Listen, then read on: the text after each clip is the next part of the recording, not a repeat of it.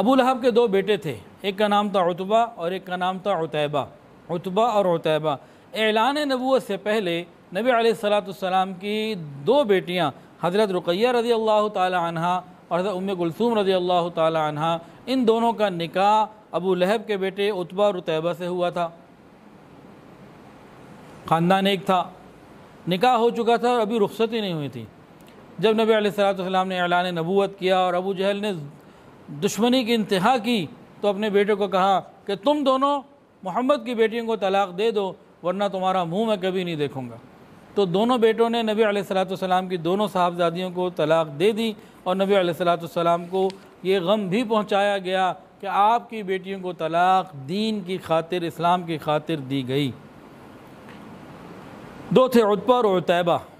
उतैबा जब नबी अलैहिस्सलाम के पास आया रिश्ता ख़त्म करने के लिए, तो खूब गुस्ताखी की, खूब बकवास की, आपके दिल को बहुत तकलीफ़ पहुँचाई। नबी अलैहिस्सलाम ने फरमाया, या अल्लाह, अपने कुत्तों में से एक कुत्ता इसके ऊपर मुसल्लत फरमा दीजिए। ये बात सुन के तो वो लरस के रह गया और उसको यकीन हो गया कि अब मेरा अंजाम बुरा होगा। है काफिर, बात नहीं मान रहा, लेकिन ये जानता है, ये समझता है कि मोहम्मद की ज़ुबान से निकला हुआ लफ्ज़ होगा पूरा। अबू लहब को भी पता लगा। अब ये बड़े परेशान थे कि मोहम्मद की ज़ुबान से ये लफ्ज़ निकला, ये पूरा हो के रहेगा। नबी की बातों पे काश हमें भी यकीन आ जाए, हम तो अजीब अजीब बातें करते हैं, अल्लाह हमारी हिफाजत फरमाए। तो उतैबा को जब नबी अलैहिस्सलाम ने बद्दुआ दी, उसको यकीन हो गया कि बस मेरी मौत अब यकीनी है, अब मैं नहीं बचता। एक काफ़िला जा रहा था, तिजारती काफ़िले जाते रहते थे। उतैबा को भी कहा चलो, उसने कहा मैं नहीं जाता, मुझे तो मोहम्मद की बद्दुआ का डर है। लोगों ने कहा क्या तुम औरतों की तरह घर बैठे हो, चलो हमारे साथ, हमें तुम्हारी हिफाजत करेंगे। बहरहाल किसी तरह उसको वो मना के ले गए। अब कहीं रात को क़याम करना था, खुली जगह थी। अबू लहब भी परेशान था। उसने कहा देखो तुम्हें पता है ना मेरा मकाम क्या है ख़ानदान में, बरादरी में, मक्के में, तो मेरे बच्चे का ख्याल करना। उन्होंने कहा फ़िक्र ना करो, हम बच्चे का ख्याल करेंगे। अब रात को जहाँ सोए ना, तो उतैबा की हिफाजत के लिए पूरा प्रोटोकॉल, हिफाजत के सारे SOPs उन्होंने पूरे कर लिए, सब कुछ किया। क्या किया, जहाँ रात को सोना था, पहले तो चारों तरफ अपने जानवरों को खड़ा किया, बिठाया, एक बाड़ वो हो गई हिफाजत की। उसके बाद जितना काफ़िले वालों का सामान था वो उसके गिर्द रख दिया अंदर के दायरे में। पहले में जानवर के अंदर आ गए, सारे साजो सामान चारों तरफ उसको रख दिया। उसके बाद जितने काफ़िले के लोग थे वो अपने सर्कल बनाते चले गए और उसमें आराम करने के लिए लेटते गए। बिल्कुल दरमियान में, सेंटर में इस उतैबा को सुलाया कि तुम यहाँ महफूज हो, तुम्हें डरने की क्या ज़रूरत है। वो यहाँ भी डरता था कि उधर पहले कोई आएगा भी तो पहले जानवर है, कोई हिनहिनाएगा, चीखेगा, बोलेगा, फिर आगे उसने सामान को क्रॉस करना है, फिर पूरे काफ़िले को क्रॉस करना है, तुम तो बीच में हो। खैर सो गए, सारे लोग सो गए। नबी अलैहिस्सलाम ने मांगा था ना, अल्लाह अपने कुत्तों में से कोई कुत्ता मुसल्लत कर देना। तो रात को एक शेर आया, पहले जानवरों को क्रॉस किया, फिर सामान को क्रॉस किया, फिर एक एक को सूंघने लगा। फिर अचानक उसने एक तेज़ बड़ी जंप ली और बिल्कुल सेंटर में आया। अबू लहब के बेटे उतैबा को चीड़ फाड़ के टुकड़े कर दिए और उसके बाद वापस चला गया। नबी अलैहिस्सलाम की ज़ुबान से निकली हुई बात थी, अल्लाह रब्बुल इज़्ज़त ने उसको पूरा कर दिया।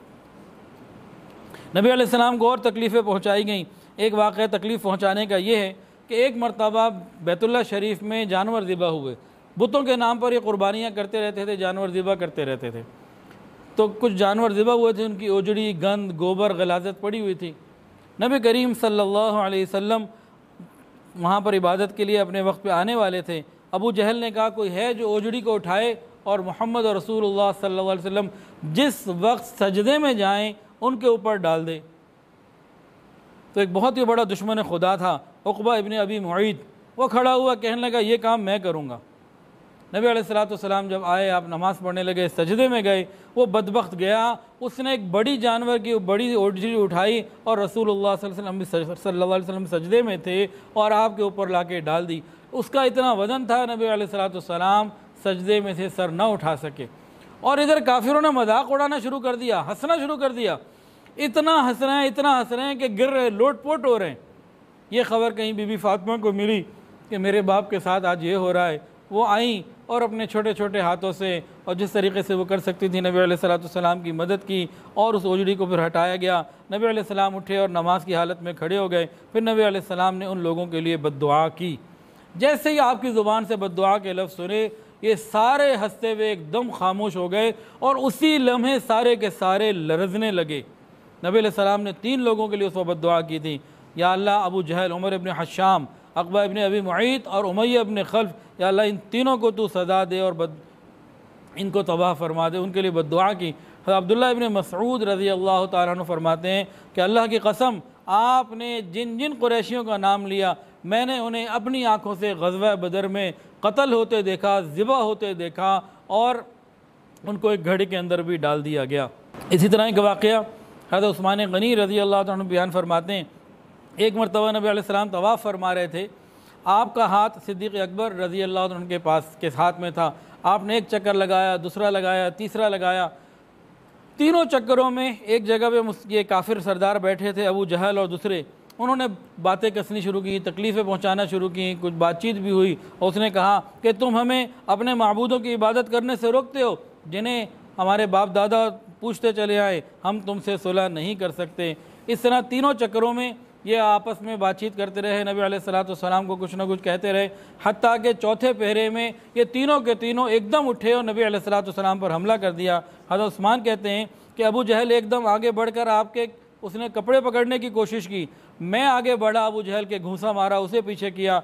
अबू बकर सिद्दीक़ रज़ी अल्लाह तआला ने उमय्या इब्न खल्फ को पीछे किया, और तीसरी तरफ नबी अलैहिस्सलाम ने ख़ुद उतबा इब्न अबी मुईत को पीछे किया, और आखिर ये लोग पास से हट गए। नबी अलैहिस्सलाम ने इरशाद फरमाया, अल्लाह की कसम, तुम लोग उस वक्त तक नहीं मरोगे जब तक अल्लाह ताला की तरफ से सज़ा भुगत नहीं लोगे। उन तीनों को आपने सज़ा कर बताया। हज़रत उस्मान कहते हैं कि जैसे ही उन तीनों ने ये सुना, ये भी खौफ से लरजने लगे। फिर नबी अलैहिस्सलाम ने फरमाया कि तुम लोग अपने नबी के लिए बहुत बुरे साबित हुए हो। हज़रत उस्मान कहते हैं कि नबी अलैहिस्सलाम वापस अपने घर आने लगे। जब हम लोग नबी अलैहिस्सलाम के घर पहुंच गए, नबी अलैहिस्सलाम अपने दरवाजे पे पहुंचे तो हमारे तरफ मुड़ के फरमाया कि तुम लोग गम मत करो, अल्लाह ख़ुद अपने दीन को फैलाने वाला है, अपने कलमे को पूरा करने वाला है, अपने नबी की मदद करने वाला है, और याद रखना अल्लाह इनको तुम्हारे ही हाथों से ज़िबह करवाएगा। और बदर के मौके पे फिर अल्लाह ने एक काम कर दिया। वीडियो के नीचे सब्सक्राइब के बटन पर क्लिक करें, बेल के आइकॉन पर क्लिक कीजिए ताकि हर नई वीडियो की नोटिफिकेशन आपको मिल जाए। हमारे चैनल इस्लामिक ऑफिशियल को सब्सक्राइब करें और वीडियो को ज़्यादा से ज़्यादा शेयर करें। जज़ाकल्लाह।